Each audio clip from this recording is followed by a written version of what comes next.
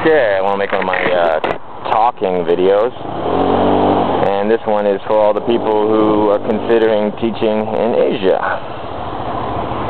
You know, of course, I get a few messages from people asking me, you know, how much does it pay, and blah blah blah, and what do you need, and where should I go? Should I go to Taiwan? Should I go to Korea? First of all, I just want to say, you know, like, for most people, I don't know about, I think for most people, they move to Asia and they teach for 1 year, and that's about all they can stand of it. In other words, they don't enjoy it, they don't really have a good time, they just consider it like a dirty job that pays well, and they do it for like a year and then they leave. And they work hard, they save up their money, they don't travel, they don't buy a motorcycle, they just get the cheapest scooter they can find just to get around on, and they do what needs to be done and leave. And I've met a few people that have come here and they work here for like 3 months, 4 months, and then they just can't take it anymore, and they go back and they you know, cut their losses, and they end up not making any money, or just maybe breaking even. I think in general you'd break even if you only work like 3 months. Chances are you'd break even. Any repairs or?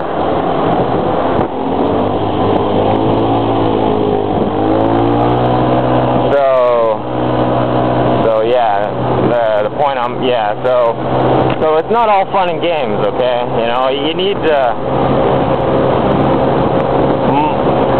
you need a bit of courage to move out here, of course, and you need a reason to stick it through, because the beginning is horrible. The beginning, I think, is horrible for most people. My first month or two were hell, and it got better after that, but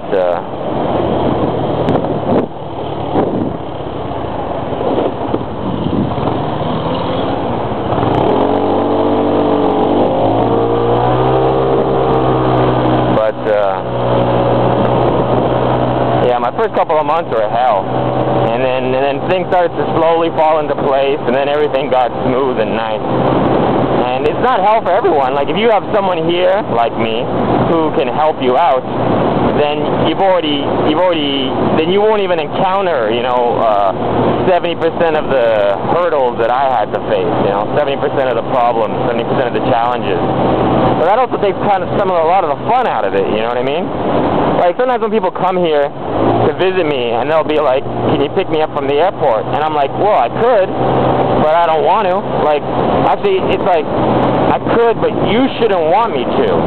Because it's much more interesting to try to find your way around a strange country where you don't speak the language than it is just having someone pick you up from the airport and chauffeur you to their house, and then, you know, help you translate everything, you know?